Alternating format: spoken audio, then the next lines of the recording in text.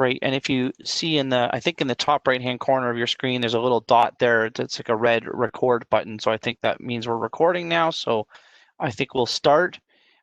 We have, I think, 2 guests with us right now. There could be people on online on Facebook watching or whatnot. We don't know, but we appreciate everybody joining us. This is the first time for myself trying to navigate a little bit of the being the moderator, the host, and the IT guy kind of going through the whole thing here. So we do really appreciate everybody joining us tonight.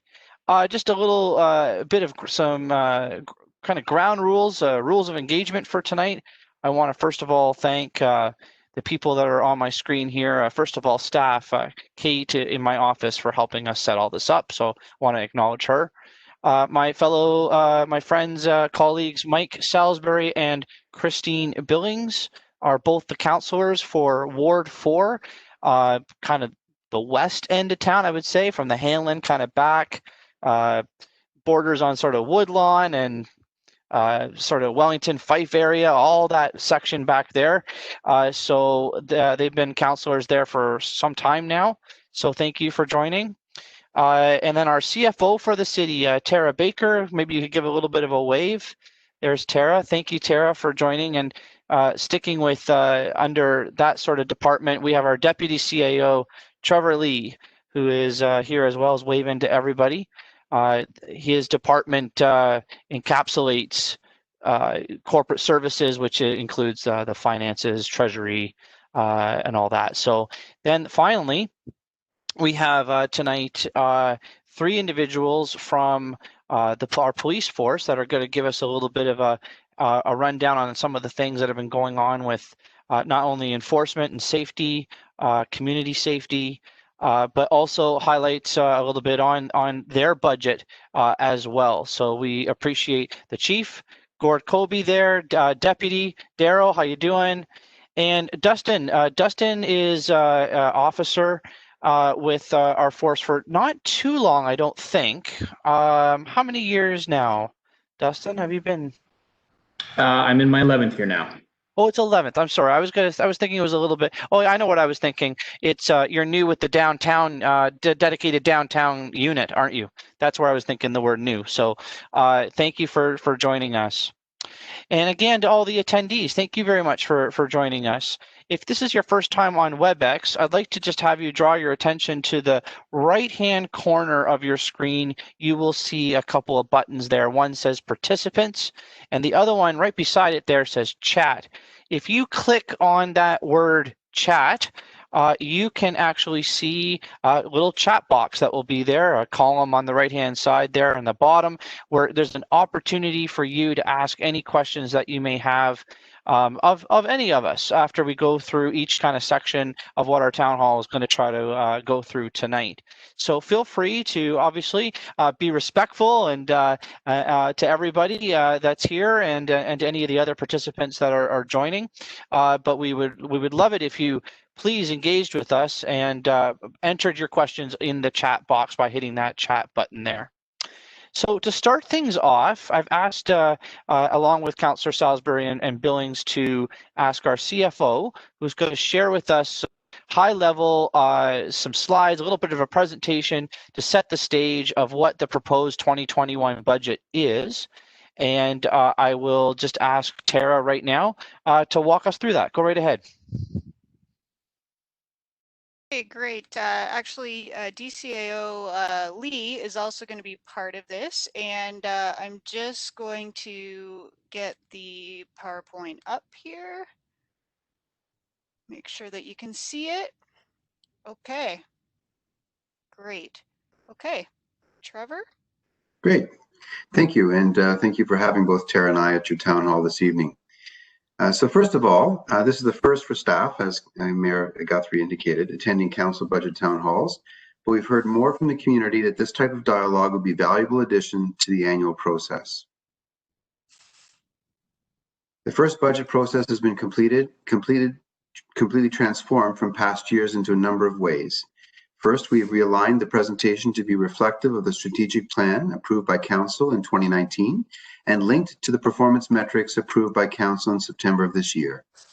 The new way of presenting the budget will better equip Council with a long-range view of our strategic priorities and make it easier for the community to understand where their tax and rate dollars are being spent. The departments that deliver services are still intact. We still deliver all the same critical services that you use in your daily lives. We provide access and delivery of clean, safe drinking water, collect and dispose of garbage, recycling and organic waste, treat and dispose of wastewater, maintain and build the roads, cycling and trail infrastructure in the city. We deliver recreational programs and maintain indoor and outdoor rec facilities like splash pads and other large community facilities. The city is also responsible for the delivery of community emergency services, including fire, paramedics, and police services here with us this evening. Although the police have their own board of management, and they'll probably speak to that a bit later. The list is really quite long, and the budget this year tries to do a better job with pulling all of these services together and organizes them in a way that makes it easier to see how they're contributing to the main goals of the city as identified in the strategic plan. For example, navigating our future priority is about fostering easy, accessible movement through trails, paths, roads, and corridors to tie our community together and to connect Guelph's economy with other regions. So following this, the budgets for roads, traffic, transit, active transportation, and parking are part of this strategy because they collectively will be important to reducing collision severity, increasing non-auto mode share, and bettering the transportation experience in Guelph. The budget is the tool to set the pace to implement the goals of the strategic plan. It's a point in time where the tax and rate impact for the upcoming year is presented and Council decides if they are moving too quickly or too slowly on initiatives based upon affordability. The budget pulls together all of the past decisions of Council, like the Urban Forest Management Plan, the South End Community Centre, and the Baker District. It's not a time where Council is deliberating over new things for the most part. Our goal is that there are no new surprises at budget time. This should not be the first time Council is seeing something unless it's absolutely critically urgent. So as I mentioned before, budget transformation is more than just aligning it to the strategic plan. We also move to an integrated budget presentation rather than our previous format where we have 4 different pieces of the budget presented and approved on separate nights. We have heard from the community and Council that this was challenging. There was concern about approving one piece in advance of others and not understanding when the community had the opportunity for delegation. So this year, there was one budget presentation, and that occurred on Tuesday of this week, and there'll be one public delegation night, which will be taking place next Wednesday evening, November the 25th, and one approval night with a backup night of December the 1st and December the 3rd, respectively. We're also here to help educate and inform about what is in the budget. The next part of the budget transformation is the multi-year forecast presentation model. In the past, the operating budget was only a one-year view. However, many of the decisions Council is making in the capital budget are multi-year in nature and have no operating budget impact until the year the capital project is completed. For this reason, and to enhance community understanding, the multi-year outlook enables these decisions and budget impacts to be connected, and it enables staff to have more flexibility in phasing in larger budget impacts like the opening of a new facility. The last piece of the transformation process is that this budget is fully web-based and digital. For the community, this is not really that different. The budget was only accessible via the city's website for the past few years. However, it is made up of a large PDF series of files and hundreds of pages that you needed to scroll through to find out what you were looking for. Now the enhanced digital site enables direct links to the information you are looking for. It enables linking to past Council decisions and other website content that is important for the budget topic. I'll now turn it over to Tara, and thank you. Great, thanks. So we've put a lot of effort into developing financial policy that guides this budget development and creates an environment of transparency and accountability in the financial management. In February, Council approved a long-term financial framework, which includes policies that work together to build financial sustainability, flexibility, and mitigate financial vulnerability. In a year with constant change due to COVID, now more than ever, we have seen the need for digital investment so our services are modern and we can extend our resources to meet the demands of growth. A culture of continuous improvement will help us reach these goals as we drive efficiency through our organization from the service front line. You will also see in this budget that the city's plan for managing through the second wave of COVID and then the recovery process, working with our community partners and businesses.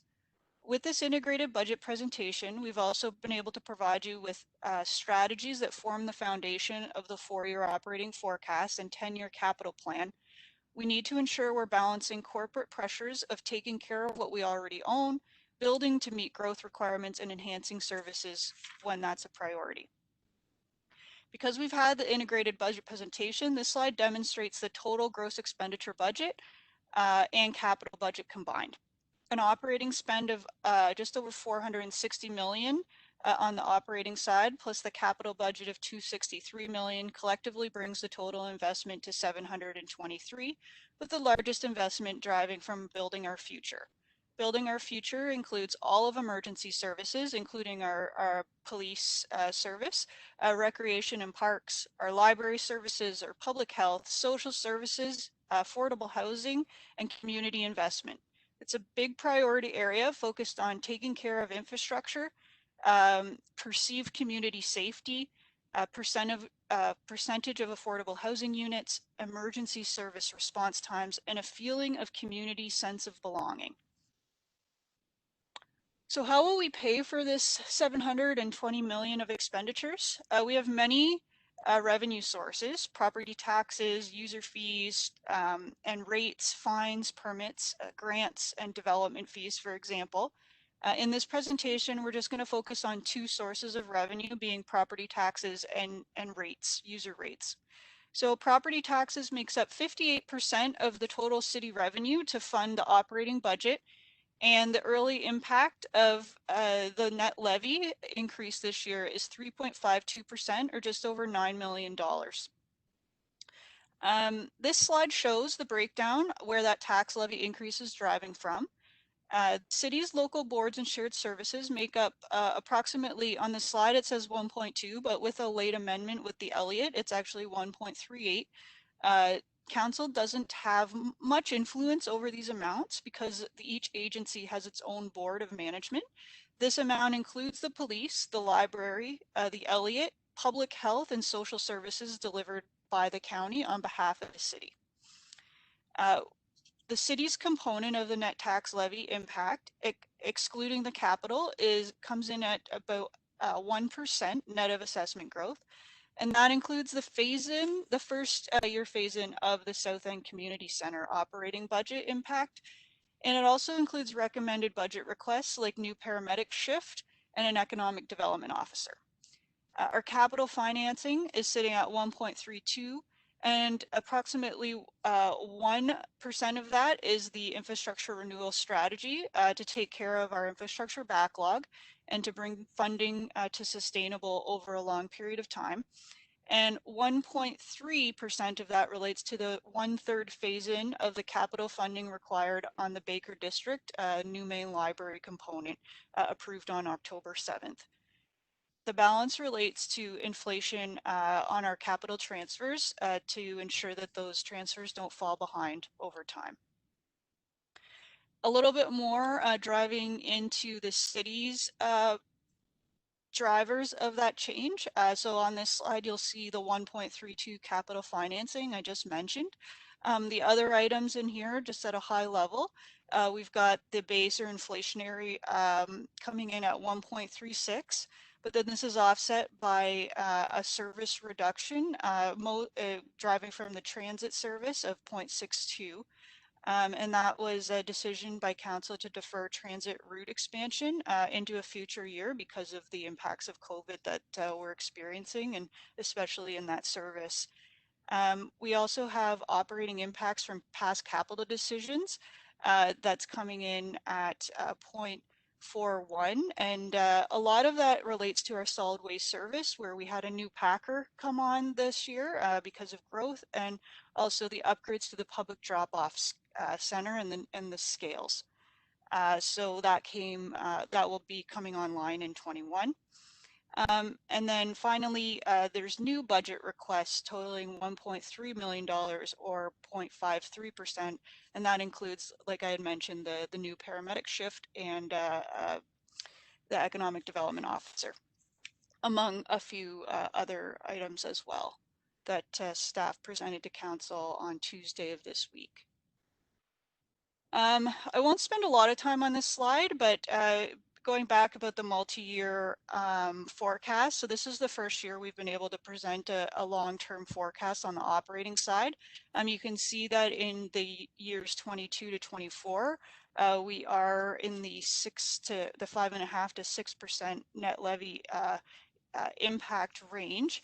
And so we have some work to do with council over the next year to look at what's driving those increases and talk about prioritization. But I do want to say that this, while it's a little bit daunting maybe in terms of the numbers, council support of a multi-year budget finally really enables us to have this conversation and link decisions and financial impacts over more than 1 year.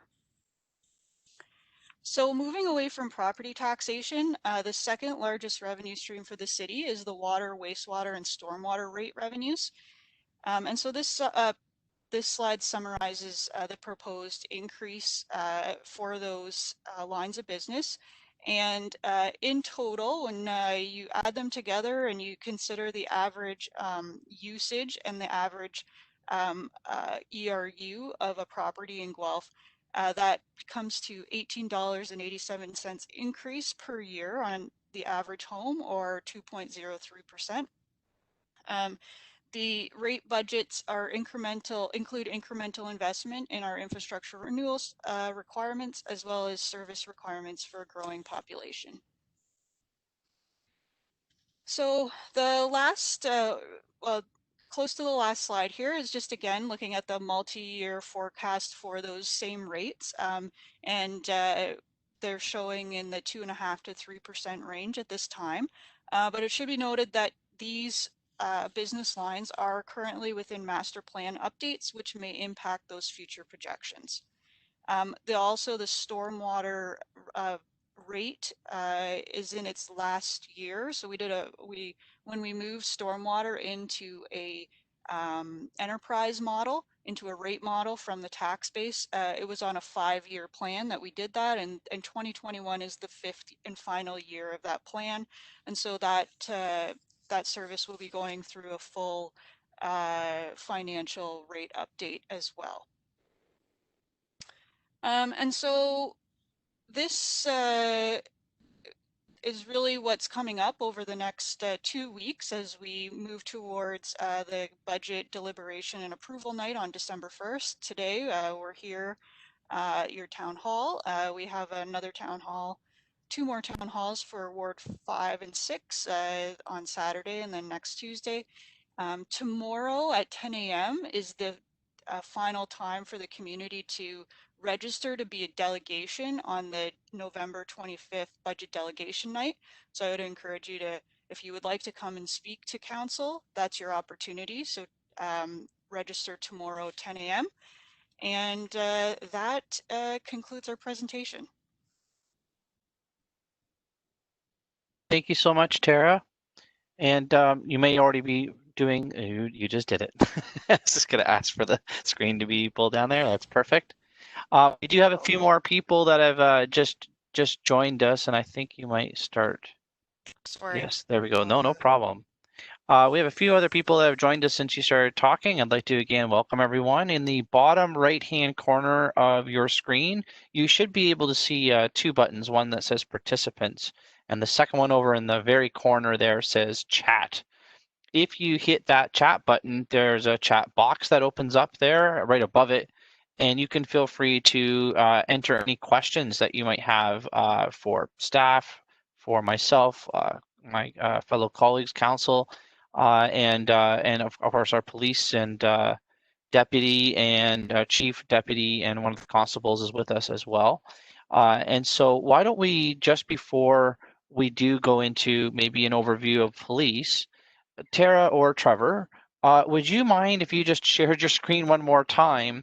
And would you be able just to kind of go to guelph.ca/budget, which is where anyone can find the information, and they can, there it is there. And Tara, if you could just unmute, I'll mute now. Can you just take maybe no more than a minute and a half or something just to Sure. kind of walk people through this? Sure. So guelph.ca/budget. This is where you're going to find all your information this year. And a video of me walking you through the website has now been posted. So the timeline there.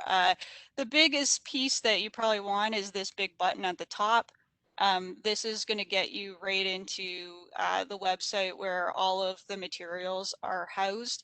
As the first point, I would look to your staff report and then the strategy summaries. That'll give you a really high level overview.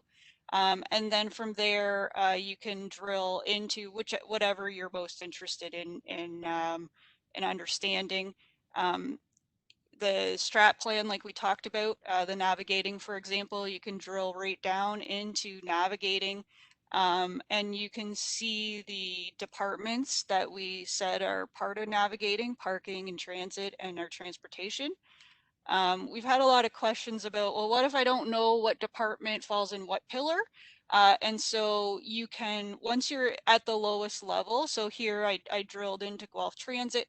On the right hand side, you can pick you can see alphabetically every department in the city, and you can get to that budget through this view as well. So for example, if I want to go to economic development and tourism, that'll flip you right over into that department's budget. This year we've linked the budget on the website right into our financial system, and so there's really no more PDFs. All of the budget information that comes up is dynamic and gives you the ability to drill down and see the different revenue streams as well as the different expense streams for each department as well.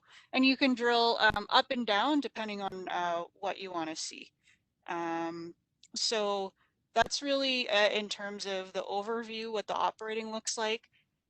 We also have, I'll just show you one quick thing, is because there's a lot of interest about this, is really about our capital project detail. So once you're back to this main page, if you click down here on this capital budget button, the full capital budget comes up in a table here, but where so it's just taking a minute to load, but I think where a lot of people have been interested is to understand the capital project lookup. This is something we've never been able to provide publicly before, and so there's a lot, like we've had good feedback that people appreciate this. So this is a table where every single capital project that the city has in the budget and the description and the justification is here, and there's a little search function. So if you want to know about trails, for example, you can just type in trails and all of the projects come up, and you could click into whatever you'd want to read about. So I think I hit my 1.5 minute. Is there anything so I can pass it back to you? No, that's great. I think I see a hand though from Councillor Billings, who might have just a quick follow-up before we go to the police. I do have a quick question, Tara. When you showed, like the city budget and all the blue tabs, so for example, the budget requests and the capital, that was really easy to access, but I know for a fact I had a problem getting into the pillars. And so I got 2 other emails from constituents that were having the same problem, whether touching on an iPad or clicking on a pillar, and then it would spin and then it would, then it would spit you out. And I was just wondering, do you know if like that's been resolved, like IT has worked on that, Tara? We have worked with IT, and they've been trying to test every single type of browser and device, and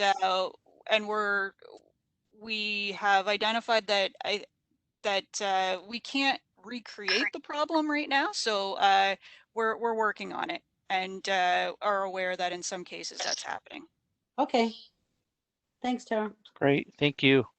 Thanks, Tara, again and Trevor for your presentation and for walking us through this new way of our budgeting. And why don't we before I go to the Chief of Police, let me go to Councillor Salisbury. Go ahead. Thank you, Mr. Mayor. I just have a question for Tara. Are you able to hear me? I just put the headset on. Okay, good. I was on the budget board earlier today, another great feature for everyone to see what the questions are being asked. There's a question that one of the responses spoke to the sort of strategic way that we are approaching budgeting in a time of pandemic. I mean, there's so much uncertainty and so much happening with so quickly. There was a really great write-up that talked about sort of strategically how we are approaching budgeting in this time of uncertainty and within COVID. Would you mind, Tara, just briefly overviewing some of the sort of the it spoke to with regards to how we are showing information as if revenues were there and drawing from reserves as required, but I'll get you, if you wouldn't mind, to maybe just to touch on that, if that's okay. Sure. So because we're still in the COVID pandemic and we're experiencing the second wave right now, we've approached this budget as basically that COVID and the impacts of COVID, for the most part, as a temporary state right now. And we haven't adjusted our revenues or our expenses for COVID in terms of like the major losses that we're experiencing or the extra costs that we're incurring because of COVID. We've tried to go about it and say, we need this year to manage through one more year and assess those impacts to see if they are permanent or not. We don't want to make significant budget changes and affect the tax levy if it's temporary, because it causes then a lot of variability in the tax rate and what the residents and property owners see and feel. So that's really the approach we've taken, and it's 1 year to assess those impacts and so that we could discuss with council for 2022 budget what's permanent and not. And then if I can, so in order to accommodate the reality of the situation we're in, the increased costs or the decreased income, although our budget doesn't necessarily reflect those interventions, it also doesn't reflect federal or provincial funding that's coming in or drawing on reserves to maintain it. Can you speak to how we are on one hand, saying, hey, we're going to look at this as if it's not happening, and yet it is. How do we accommodate the interim effects as we go through this budget? Yes, thanks. I should have continued on. So the city has contingency reserves, and we also have received safe restart money from the federal and provincial governments in 2020. And so we have through the year taken significant steps to reduce costs and try and mitigate those losses through 2020. And for that reason, we haven't needed to use all the safe restart money. And so we'll have some of that safe restart money carrying forward into 2021. So that'll also help mitigate those lost revenues that we expect to still have through 2021. But then we also have our contingency reserves to help us also get through the rest of the year. And that's really what those reserves are for in a way. You know, this is a significant time, and council's done a lot to make sure that we were in a good financial position and have those healthy reserves that can kind of help us get through the next year in addition to the safe restart money. Well, thank you so much. So we're planning, we're accounting for the crisis that we're in, but at the same time we're being sort of wait and see before we make major adjustments to long-term financial strategies and plannings. Thank you for that. And just as a follow up, and I'm gonna start being the mayor here for a moment. I'm gonna let a follow up with Councillor Billings there, but then I do want to get to the chief to get through his and the other guests that have joined us from a policing point of view. Go ahead, Christine. Okay, I can be quick because it's a follow up, because I was going to ask a few questions similar to Councillor Salisbury. And that restart money, Tara, I thought that only keeps us going until maybe the end of March. Is that correct? We haven't done a full projection yet about how far it's going to get us. We know that we should have, I don't want to, the range is approximately 5 million to 7 million. It's in that range. I don't want to, the specific numbers escaping me right now, but in that range that will carry us, that we'll be able to carry into 2021. But really, like our transit revenue, for example, just in this year, it can be $10 million in itself. So yeah, exactly, right. And so I know you said, so when the restart money is gone, then you want to replenish it with our reserves, because we've kept approximately the same amount of revenue in our budget. So first question I get is like, how healthy are our reserves? Because to use our reserves, then we would only have to replenish those reserves if we're going to draw them down. So that's, this budget scares the bejeebers out of me.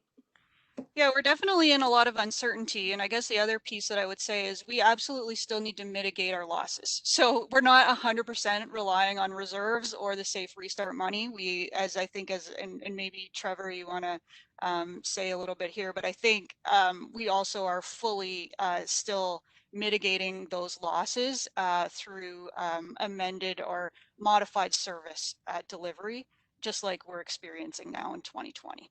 Okay, so then last question, Tara, then, given the situation that we're in with COVID, does it not make sense for us to pause or defer the budget like we do in an election year, and then we pass it in March and April, and in that time frame we'll know more about maybe upper levels of government funds and grants and vaccines? Like, we would have a better idea of where we're truly at? Personally, I don't believe that deferring the budget it would give us that much more certainty at that point in time. And I think we need some certainty. We need, and our community wants some certainty in terms of the rates for next year. And our reserves are healthy, and those really allow us the flexibility. We can change in year once we get those announcements in year. So I don't feel like there's any need to defer those decisions. Thanks, Tara. I didn't know if Trevor wanted to just jump in there as well. Tara mentioned your name, Trevor. Do you want to say something as well? Just to affirm Tara's comments, that as we've built into this, we are going to be assessing the start of our year into our budget. We'll be assessing our spending patterns and our responsibilities to be aware that we're not simply going to rely on the reserves to cushion whatever impacts we have. There's some optimistic news that's developing provincially and federally with the development of vaccines. If we make any adjustments, it would only be altering another assumption that we would have to then be reporting back to council. So we've assessed that the best way to deal with this is to go with what we know and then handle everything by variances and be accountable and transparent to council as we go through. Okay, thank you, Trevor. Thank you, Tara. Before we go to the chief there and to our guests from the police, it's interesting what you did mention, Christine, is I actually have heard of a couple of cities that are delaying their budgets on purpose because they're the safe restart money. They know it's only helped them to the end of this year. And then because the province has their budget in April, if there's ever going to be sort of a second round of funding, then it would be, they're wondering if it would be announced before, just before that that budget in April. So they're kind of pausing, as you said, Christine, pausing a little bit to see kind of where things are at and to see whether or not those municipalities are even going to be eligible for any kind of second phasing of funding. Because I know we just applied, I think, or we directed staff to apply for the second phase, right, Tara? You did, however, But it was with the caveat that if we qualified, but we did not qualify. We don't qualify. So we're kind of already knowing that we're not going to qualify for any phase 2 funding as presented by the provincial government and federal government right now. But that's why if there is any maybe surprise funding, it wouldn't be announced until March, April next year. That's when the provincial budget would be tabled. So anyways, I have heard of just through AMO, I have heard Association of Municipalities of Ontario, for those that are watching. I've heard of a couple that are delaying. I don't know by how much, by the way. I don't know by how much, but they are delaying their budgets a little bit to see what's going on. Anyways, Chief, I see you on the screen. So thank you. Thumbs up from you. Deputy Chief, hello. And Dustin as well. Thank you for joining us. I'm just looking at the time here, which is 7:39. Wondering if maybe we could do a quick, maybe 10 to 15 minutes tops of kind of overview of what's happened in the last year, and including some highlights of budget.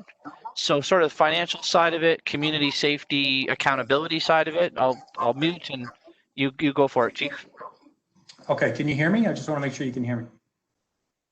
Okay, so I think what I'll do, I'm mindful of time, and as you've learned, Mr. Mayor, 15 minutes isn't often a very long time for me, so I'm going to try to be succinct. Before we start, I'd like to give, so Daryl's our new deputy. I'd like to give Daryl just a second to kind of introduce himself to anybody who's listening. Daryl joined our service in July 1st, so Daryl, you want to just give a very, very brief intro? Hi, good evening. Thanks for inviting me this evening. So I started with Guelph on July. I came from Waterloo. I spent 32 years over there, and I'm really enjoying working with Guelph, and it's a great city. And I'm going to turn it back over to you, Chief, with time constraints. Perfect. Thank you. And one more intro. Dustin he's leading a lot of important initiatives for us. So Dustin, just for anybody who's listening, just a quick intro. Hello, everyone. I'm Dustin Howe. I don't know if you can see me. It looks like I'm a little blurry. I'm not sure if you can see me or not. Yeah, you're a lot blurry. Maybe if you turn your camera off and then turn it on one more time.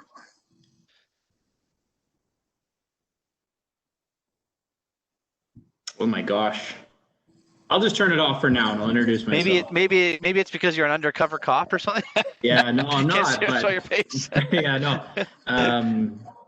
Well, I appreciate the invite. Right now I'm responsible. I'm going to turn the video on.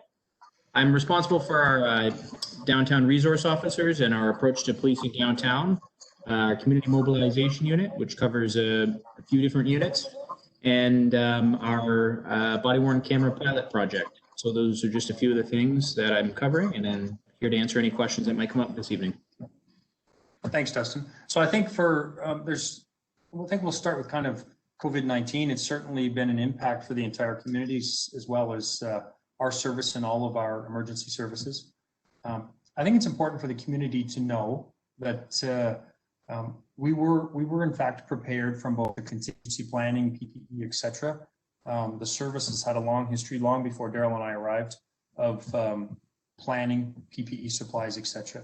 Throughout, we work closely with our community partners, and although the community at large doesn't have an opportunity to see our EOC kind of in action every day, from the very beginning, led by our CAO, Mr. Stewart, it really has been a coordinated response on behalf of so many groups that have worked together. As far as a service, from the very beginning, we've had a really heavy focus on, just like all the public health measures you see in the news, social distancing, masks, etc. It's been really important to ensure business continuity. And by that, I mean our most important job is to make sure we can provide emergency services to the community. And so there's been a lot of conversations and actions within our service with respect to social distancing, protective barriers, etc. As well as externally, we've developed a lot of new technologies, things that can help us still safely, effectively, and efficiently engage and connect with the community, but doing that in a COVID-safe way. So, for example, at the beginning of the pandemic, we had to expedite a movement of our dispatch unit who had been in our building in the South End. It had been anticipated they would come back to our building, but we moved that along quite a bit quicker, simply because that gave much more social distancing, just more space for our dispatch team. We also implemented a few technologies, for example, so our community could report calls online.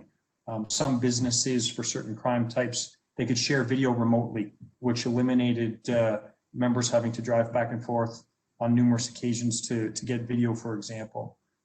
Service delivery refinements.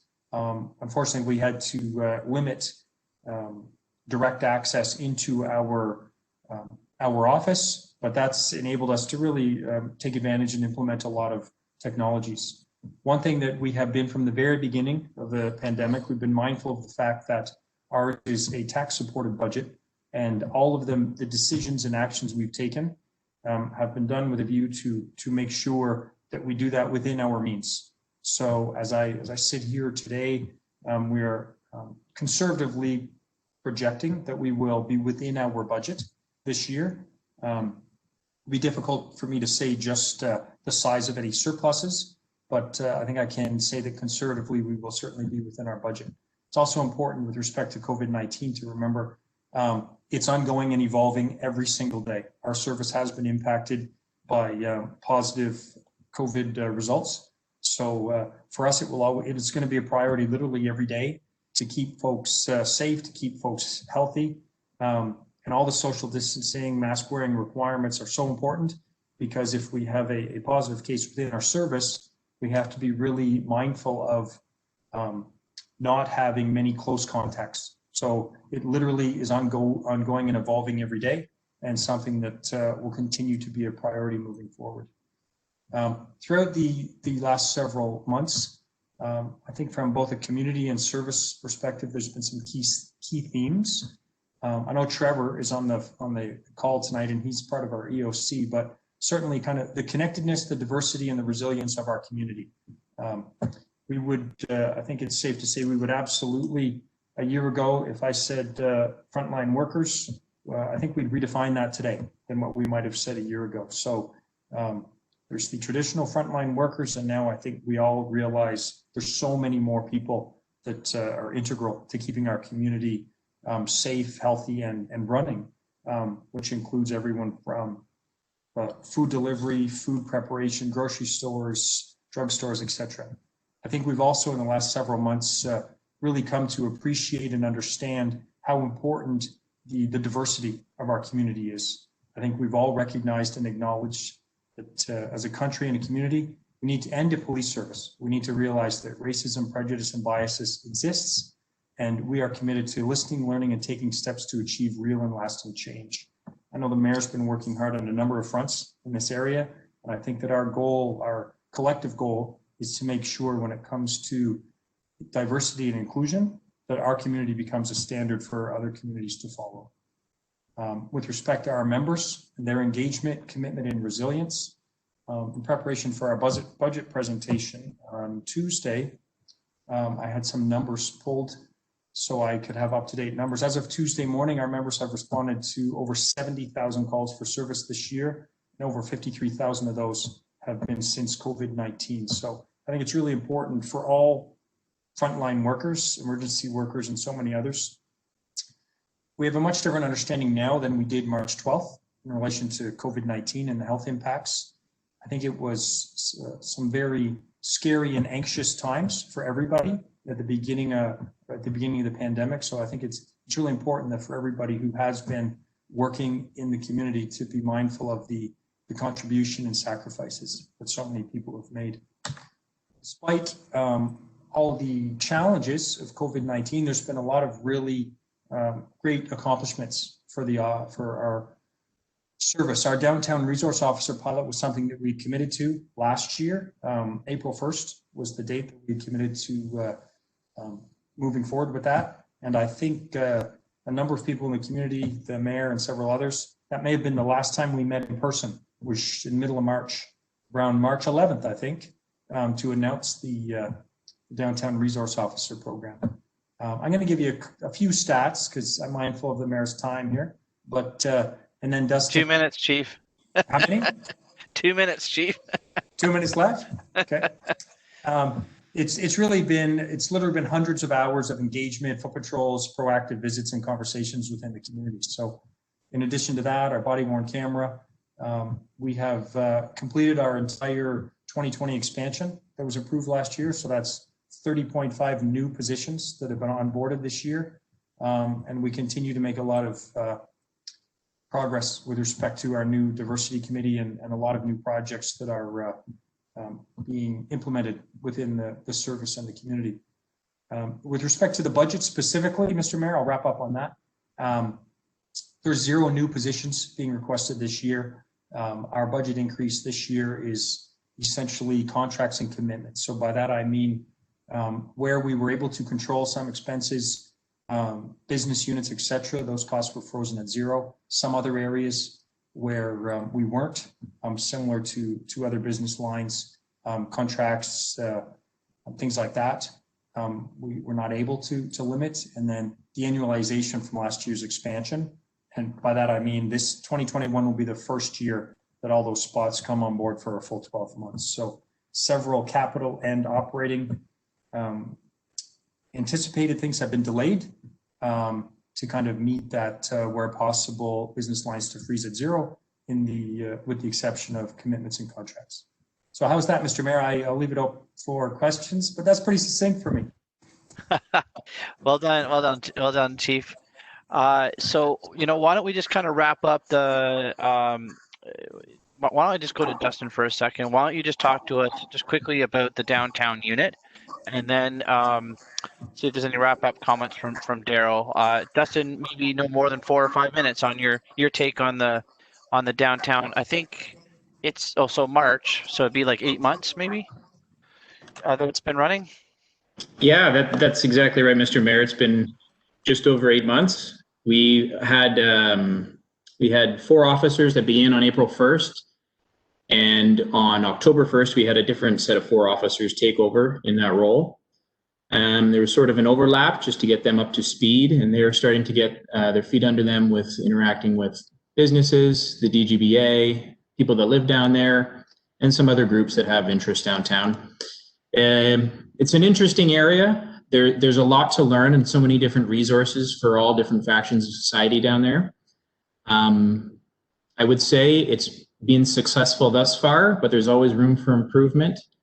I would say that the downtown dining district was something that they were heavily invested in, and I know that they took pride in being a part of that and the successes that brought to the city and to the downtown.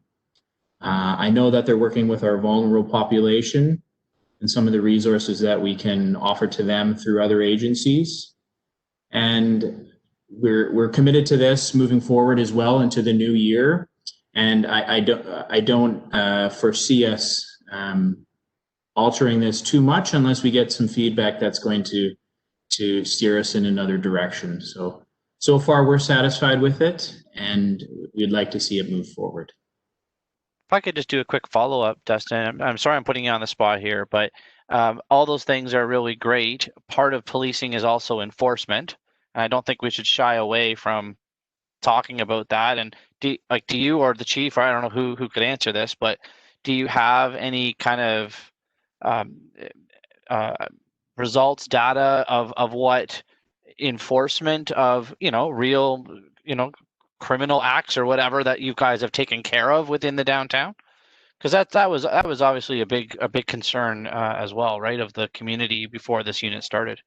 Certainly, yeah. So I don't have the stats in front of me, and I know the chief will likely speak to those in just a moment, but I can tell you that there were roughly, in the first 6 months, there were over 200 charges laid by these officers.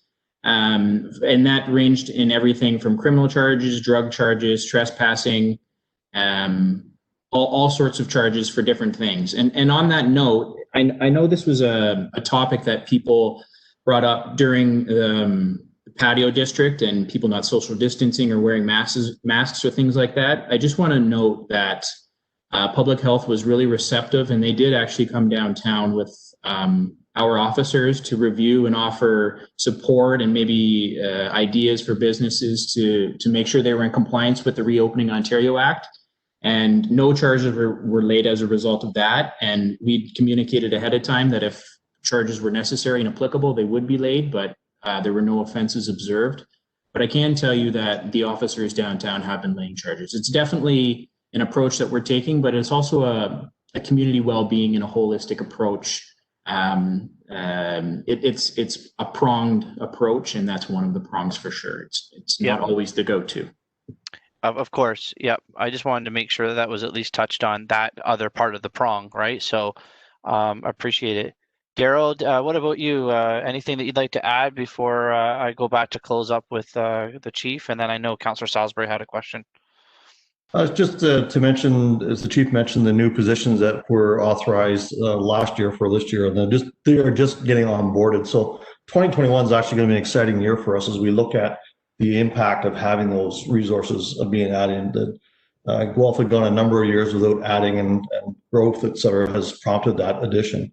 So with 2021, as we analyze what the effectiveness of that, we will look at possibly moving people around in the different units. So that's what I mean by restructuring a little bit. We may twig it, we may figure we may need more people in certain areas, but we'll have some data to assess that with, including the downtown area that Dustin was just speaking of. It's a relatively new program that we've had down those extra resources, and it does take a little bit of time to truly analyze and get a grasp of where our resources are best deployed. And like overall, our community safety is why the police are there, and that's road safety and basically crime. But we kind of stretched ourselves into other areas, into other social areas, and we're trying to guide people, especially the vulnerable, into other social agencies. So that's a big push for us as well. So like I said, 2020 will be an exciting year, and I think a lot of things are going to come to fruition. Great. Chief, you had your hand up when I was asking Dustin that second question there about data and whatnot. And you put your hand up. Did you have something to add, or can I go to Councillor Salisbury with his question? No, that's good. Dustin covered it. Okay. Councillor Salisbury, you had a question on that? Thank you, Mr. Mayor. First of all, I'd like to welcome both Daryl and Dustin to your new positions. Welcome to that. And if you're new to Guelph, welcome to Guelph. I have a question with regards to the police budget and the impacts of the global pandemic and all that we've been through. With everything that's happening at City Hall, we're questioning previous assumptions. We're looking at different ways of what business should we be in and how should we be conducting business. There has been, of course, over the course of this pandemic, a great deal of upheaval with regards to the perception of policing in our community. And of course, you will remember me from last year as the thorn in your side, who was particularly aware that policing is our single largest budget line item and how I feel about that. So my question is this. I'm not a big fan of the term defunding the police. I think it's a misguided term, but the concept, I wonder if we could get your opinion on what is the issue, how does it affect GPS, and is there either is there a plan to sort of dig into this and say, okay, are we engaged in services that are best done by other people? What is the sort of strategic way that GPS is looking at the defunding the police issue? And is there any of that trickles down into 2021? Okay. Well, Councillor Salisbury, I'll need 15 minutes for that one, Mr. Mayor.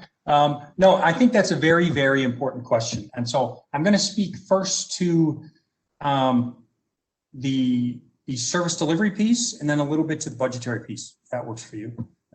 With respect to the service delivery piece, I think that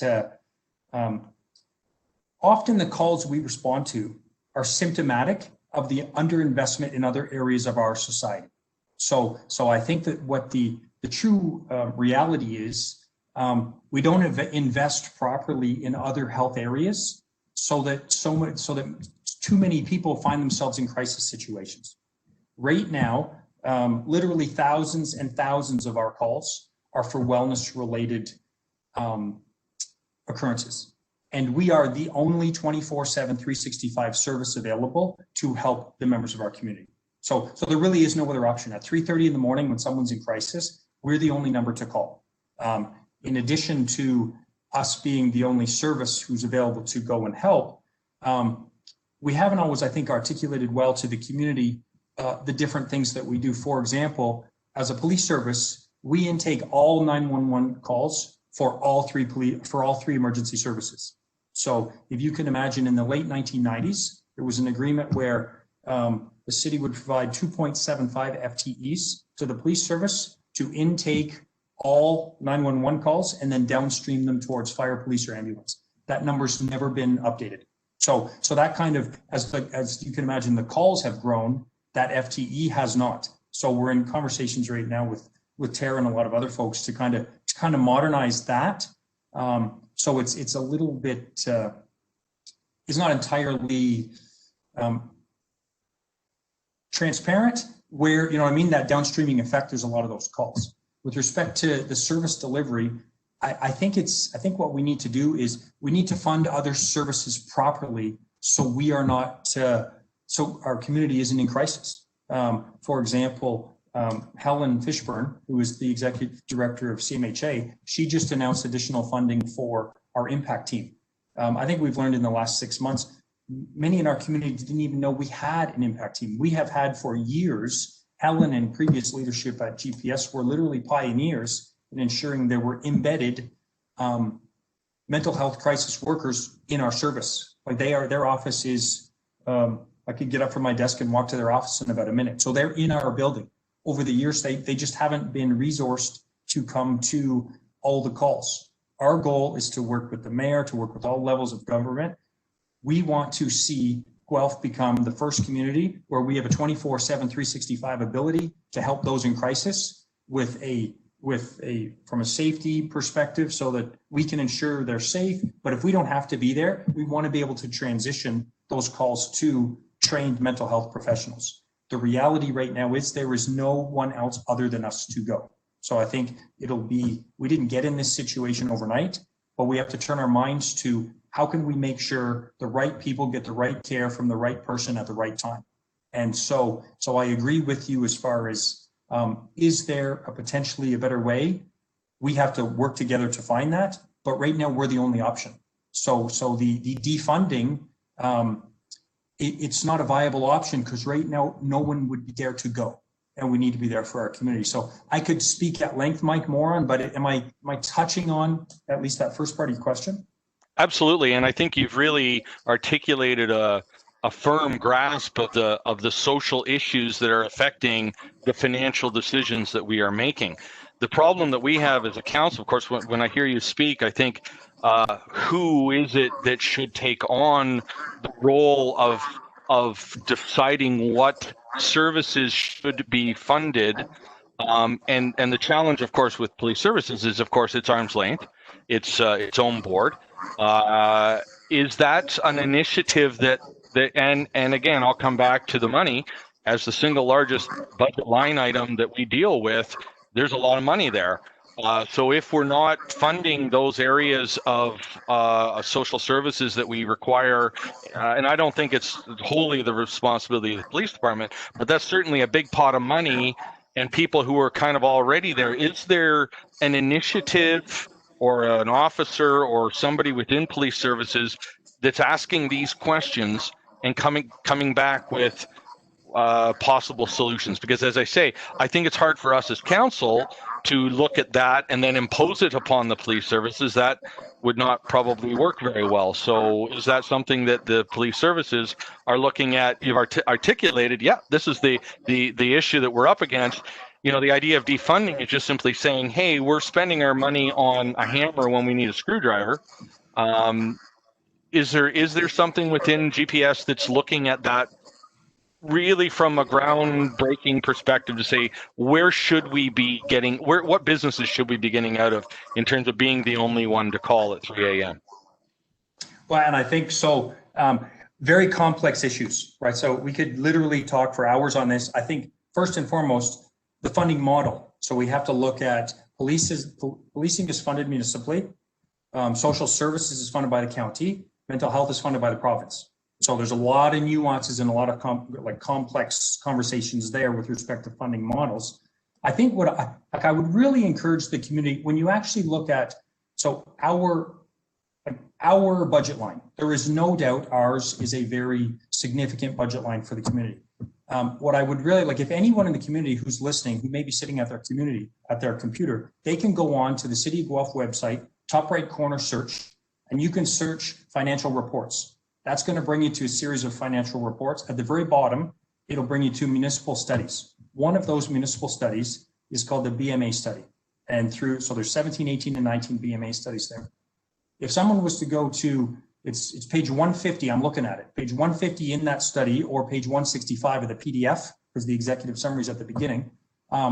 If you look at net cost per current value assessed, for all tier 1 municipalities in the province of Ontario over 100,000, the only two that are investing less than us per CVA is Toronto and Ottawa. Now, I mentioned this yesterday at the budget presentation. I'm not an urban planner or an accountant, but I think the CVA, the population density and size of the two largest urban areas in the province, Toronto and Ottawa, I think there's probably some advantages to them from a CVA. There is no other municipality tier 1 above 100,000 that is investing less than we are. And I don't mean to say that's good or bad. I'm just saying that's a data point. So that is complete open source. If you look at amortization costs in 2019, we were investing 196 per CVA. The average in the province, so 196 for Guelph, the average in the province is 273. The mean is 231. So we are very, very significantly below that and below all of our comparators.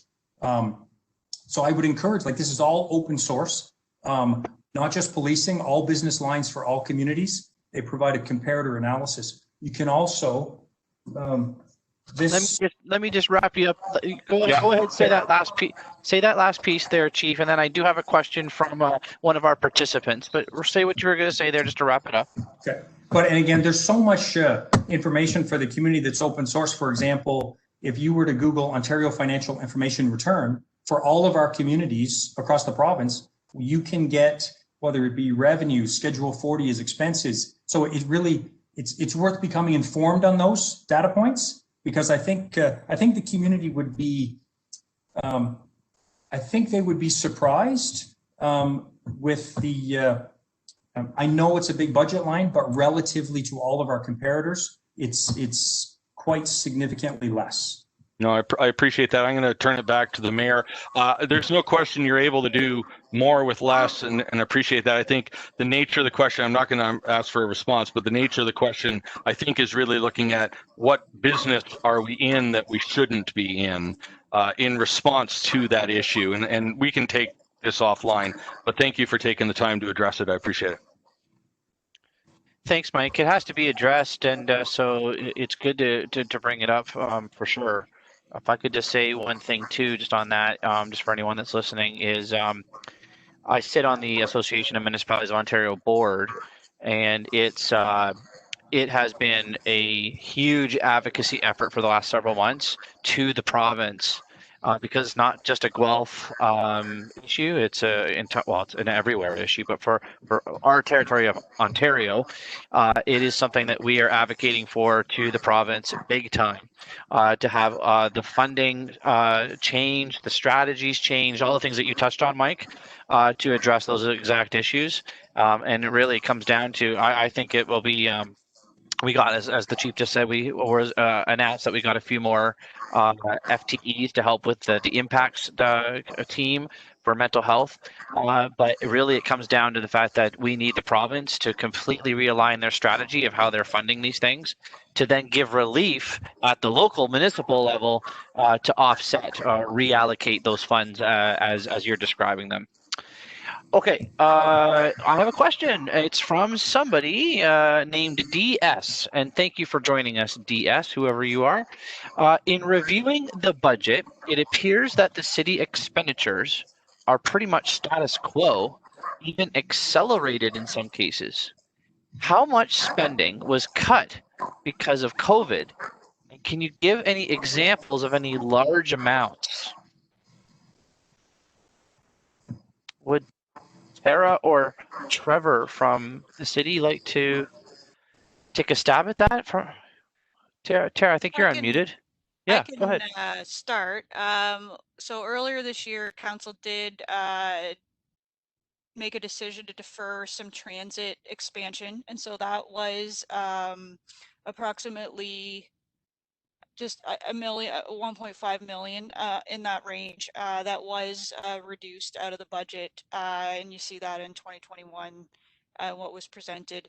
But beyond that, as I had already mentioned, that we're really taking more of a status quo approach here in terms of assessing and using this year to assess and manage through the impacts of COVID before making permanent budget changes. I guess I could only add to that too, that and it was a very difficult position for council to take, but in the heat of sort of COVID, we also needed to we had made a decision temporarily laid off close to 800 people, 600 and some odd part-time, a couple hundred including library staff full-time. Not all of those people are back, so from a I believe, I'm just trying to remember, I think that saved approximately almost $1 million a month. Am I right on that? Trevor's shaking his head. Yep. That's correct, yes. Yeah, so there's another item that was, again, just to whoever you are who's asked that question, from a large amount example, the transit one that Tara just indicated, and then the laying off of staff were quite large. Yeah, Mike. To you, Mr. Mayor, just to follow up Dan's question, but that's exactly what we're talking about, where we are making in the moment decisions to deal with crises as they come up. But that is the layoffs and the reductions outside of deferring large capital purchases. They're not recognized in the budget. We're still showing that, if we had not laid people off and saved that money, and we're taking that status quo approach in order to assess what is permanent and what is a temporary thing. Is that correct, Tara? That the very notwithstanding the one that you first mentioned, the other issues with regards to the layoffs are not reflected in the budget.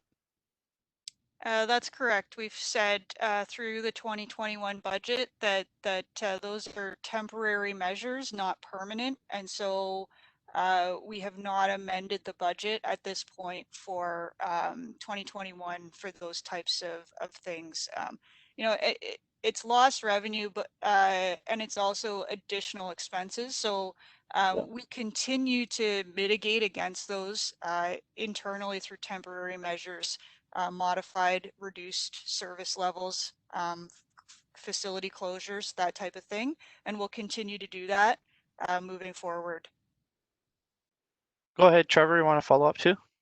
And just to follow up to Tara's comments and Councillor Salisbury, by no means am I trying to be argumentative, but if we altered the budget to consider a set of anticipated variables today, that will be different possibly in 2 weeks, as COVID will adjust what we're doing. So we will be constantly making modifications in the moment on any design of our lines of business. So the best way for us to do is to be cautious and be consistent with our known factors, and then manage all of those through variance. And as I said earlier, be transparent and accountable to council on the decisions we're making, to be in the moment, real-time adjusting. That's fantastic, Mr. Lee. Not argumentative at all. My comments were just to reinforce my understanding, not to suggest good, bad, or otherwise. Let me just, before I go to you, Christine, let me just see if anyone else has asked a question here. Not at this time. Again, if anyone's joining us, we have a few attendees still on. The bottom right-hand corner, there is a chat button, and please feel free to hit that chat button, and then a box opens right up in front of it where you can enter your question.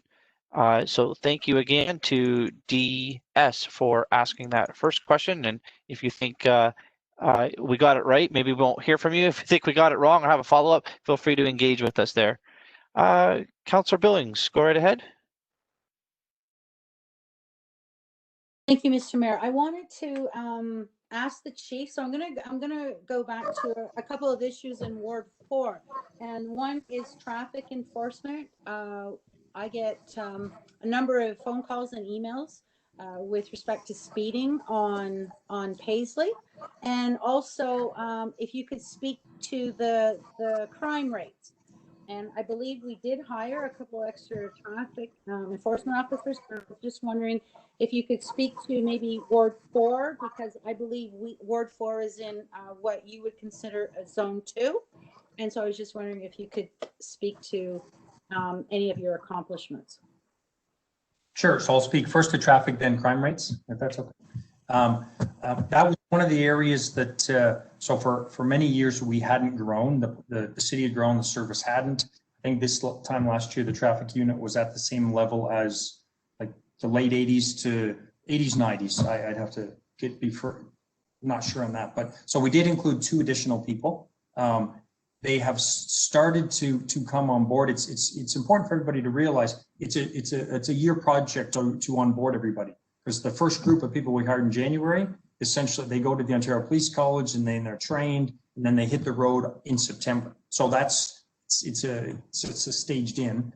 I can tell you this year there has been a lot more proactive enforcement. I think you'll see. I think today I saw a media thing about 350 traffic violations issued last month. I know in the summer it was more like 700 some months. So the sergeant in charge of our traffic unit has been working really hard to proactively to kind of assign our very limited traffic resources to areas. And what I really encourage the community to do, if they have a concern, call us, because what that can do is then we can engage with that community member. We can actually, not only can we potentially send people out there for enforcement, but we can send people out there to actually gather data to have over a 48-hour period, how many cars are going out, what is the average rate. And so that's the kind of information we can provide, that data. The more resources we have in traffic, the more we can both do traffic enforcement and education and awareness. We can also work with the city when it comes to road safety. I know there's been some conversations about whether it be red light cameras, traffic cameras, etc. The more data we have and the engagement with the community, the better we can work with the city and the safety there. With respect to crime rates, overall, now this just came out in October, so overall numbers for the city, for the first time since, certainly in the last 5 years, I believe since 2013, our crime rates fell last year. Our overall crime severity fell, our non-violent crime fell, and our violent crime severity rate fell by 17.13% to 5.2. So after years of, if you recall, I believe in 2011, we were all quite proud of the fact that we were designated as the safest community in Canada. We had gone from 1 to 16, and for the first time in many years, this year, we moved up. We moved up 1, we moved up to 15, but it's the right direction compared to going the other way. Some of the crimes specifically that came down, B&Es came down in 2019 by 28%. And I think if you recall this time last year, there was a lot of conversations and concern in the community about break and enters. We had the B team, which is the break enter and auto theft team. That was a full-time initiative to respond to break and enters. In order to make that happen, resources were pulled from many other areas of the service, lasted for a few months, had great success, and but we couldn't sustain it because of resourcing levels and annual leave, etc. Now with the resource investment, the goal is to have a community response unit who becomes a surge capacity to go, whether it be school zones safe school zones at the beginning of September, resources to help traffic, resources to do other things. That's Dustin's mission, is to build that team and then kind of prioritize their work. Some other areas, hate crimes were down last year by over 18%, as well as property crimes were down. So that overall, some crime stats. Is that specific to what you were asking, Christine? Well, that's actually really good information. And I was just wondering, zone 2, like I said, Ward 4 is in a zone 2. So even if you have any data or calls for service, is that down with respect to Ward 4? I was just wondering, Chief, if you had any data. I would say overall, so if we keep in mind that, for example, last year, overall calls for service were up about 3.5%. So I would suspect that within your ward, call volume probably increased because city call volume increased. The overall call volumes increased. This year, we're tracking around 1.5% increase in the first 6 months. That's citywide. For some of the top calls, so from January to September 2020, now this is a rough estimate simply because the ward doesn't line up exactly with our zones. So, but roughly, total calls for service that was actually handed me today is around 9,000 in your ward. That does not include things like administrative things or dropped or accidental 911 calls that we've discussed at length at our board meetings.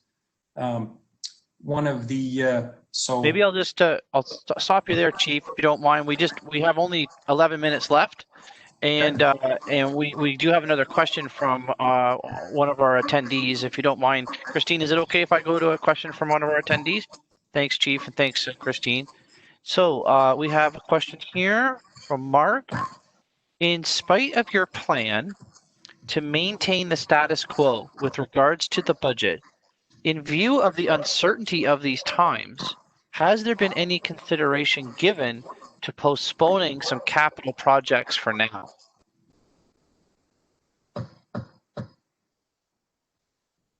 And I guess one of the things when people ask me about capital projects is sometimes people think capital projects is only the shiny things like a library or a rec center, like big things that have ribbon cuttings.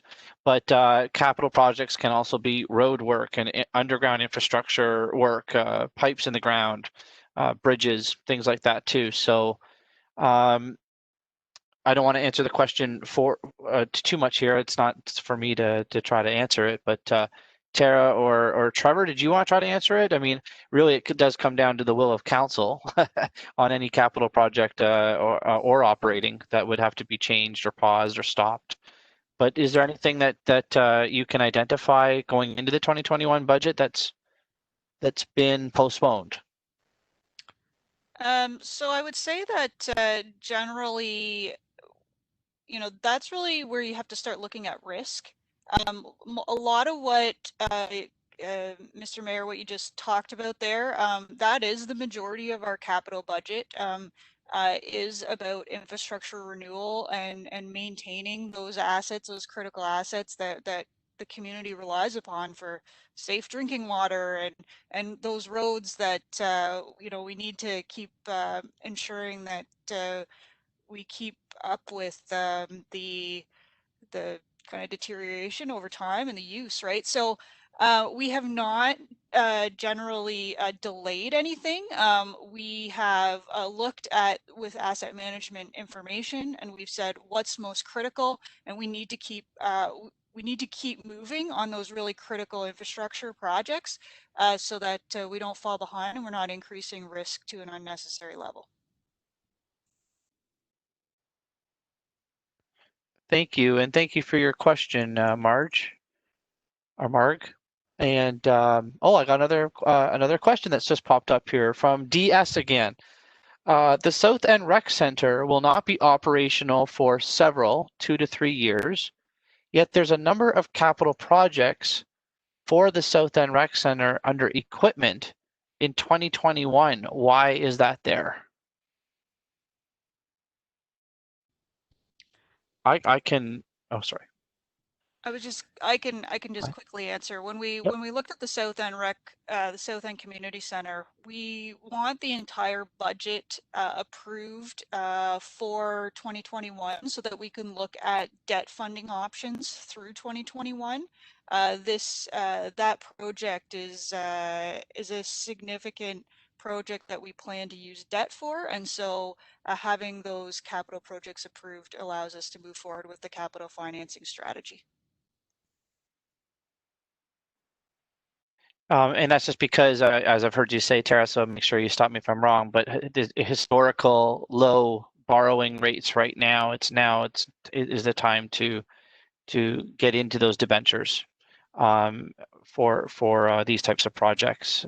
That's another reason, along with a site preparation as well, like grading of the land, site preparation, whether there's detailed architectural design work, that's all kind of captured under capital.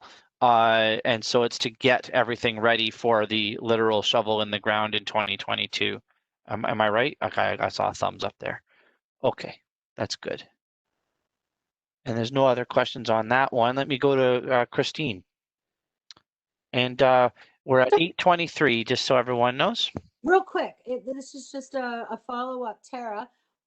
With respect to the South End Rec Center, I did notice, like, for example, I know there was a question from a constituent, but I noticed the Zambonis were listed there for 2021. And that's why I kind of thought the same thing, like it didn't make sense. Why are we having Zambonis in there when it's not, you're not going to need Zambonis for years. So that's why, you know. Yeah, and I can understand that. Again, we're looking for approval of the entire portfolio so that we can capital finance that entire project as one. And so that's really why you're seeing and us trying to keep connected on the two separate pieces there, just so that it's really one project when we're looking at it as staff, even though we've separated it like that for the two projects. Okay, thanks, Tara. And Mike. Thank you, Mr. Mayor.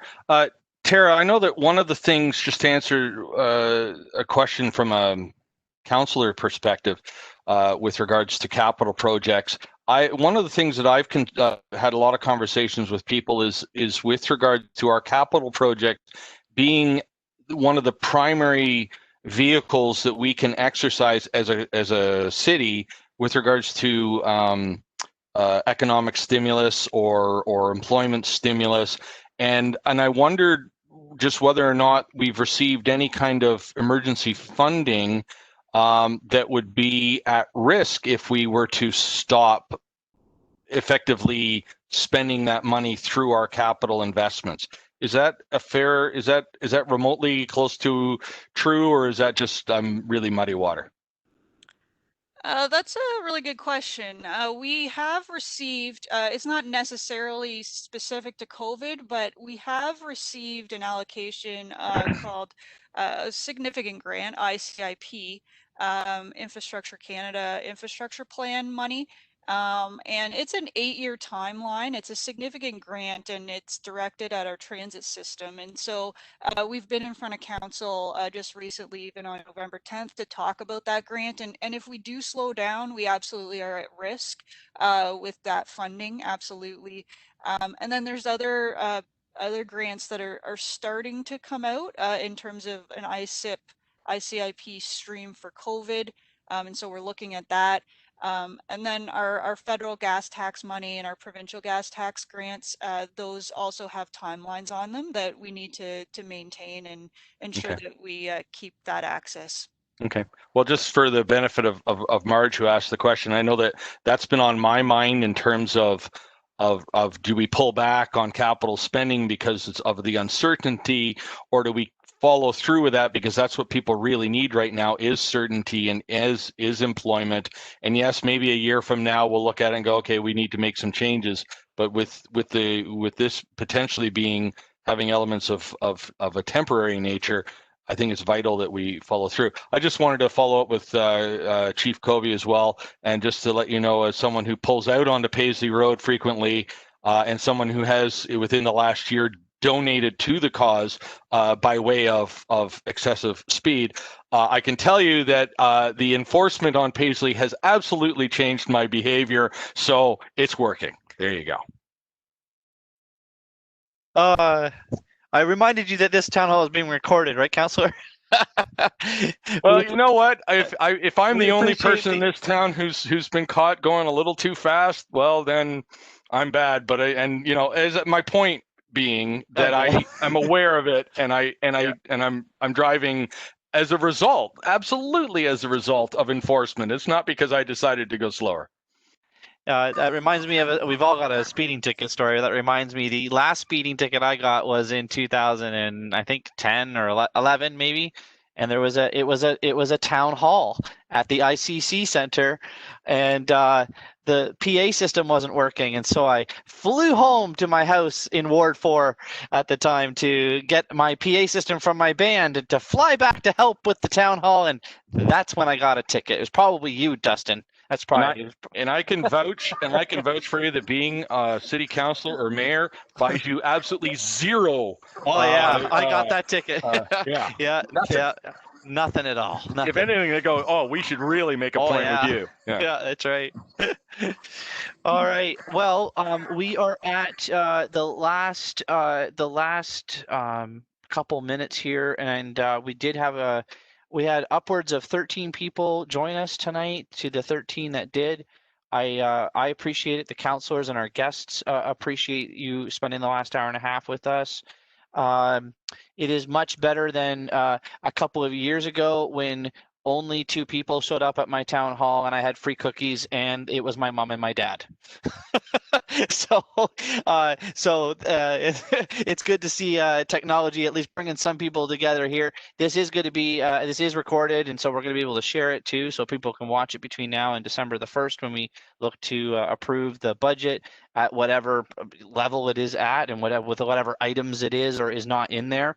And we really appreciate everyone joining us tonight. In the last minute, maybe what I'll do is I'll just go to the 2 councillors so they can maybe do a little sign off before back to me to close it down. Councillor Billings, why don't you go first, and then Councillor Salisbury. Yes, Mr. Mayor, I just really wanted to thank the police chief and his staff and also city staff for participating tonight, because it's really important that we do these town halls. Mind you, this is the first time it was virtual, which really made me nervous. But I just wanted to thank everyone for coming out and being a part of the town hall. So thank you. And in addition to that, I want to thank the 12, 13 or so people that did show up, take the time out. It is vitally important that we hear from you in order to help navigate these times. I mean, these are great questions. The questions that people are asking and getting answers for are the same questions that we have. Some we've thought of, some we haven't. So I want to thank our staff really for the support. I also want to point out that of all of the budgets that I've been a part of, first of all, this has got to be the hardest one. This is a whole different world we're in, and we're doing some really big projects, and our city's growing. But more importantly, it's the uncertainty makes it really hard to navigate. And when I read the sort of the strategic approach that our city is taking with regards to financing and budgeting through COVID, I was impressed. And when I take a look at the work that's been done this year to present our budget tied to actual decisions that were made and debates that we've had, it's been hard for me because it's in new places, but I am really grateful for all the work that our staff has done to bring that to the public. It can only make for a better debate. Thank you. Great. And again, I will echo the thanks from my colleagues to staff. This is your family night. That's all, all of you police that have joined us. You've taken that hour and a half, and we really, really, really appreciate it. And just a reminder, as Tara, our CFO, said at the beginning, to anyone that's watching this, is it tomorrow by 10 o'clock that the time frame is to sign up if you want to delegate to the November 25th delegation day? That's right. Yep, 10 a.m. And so if anybody wants to try to get on that, you can email clerks, that's with an S, clerks at guelph.ca. And if for some reason you don't make the cutoff for the timing of delegations, you can still feel free to email clerks. They can shove those emails to all of council. If you send it through to Councillor Salisbury or Councillor Billings or myself, it's pretty easy. It's just our names with a dot in the middle. So it'd be cam.guthrie@guelph.ca, mike.salisbury@guelph.ca, Christine, and so on. So that you can do that to get a hold of us before we debate, discuss, and look for approval on December the 1st. Thank you again. Have a great night, everyone. I'll stop the recording now, and please continue to stay safe and healthy during this time, and look out for each other. So take care. Thanks again. Bye-bye. Good night, everyone.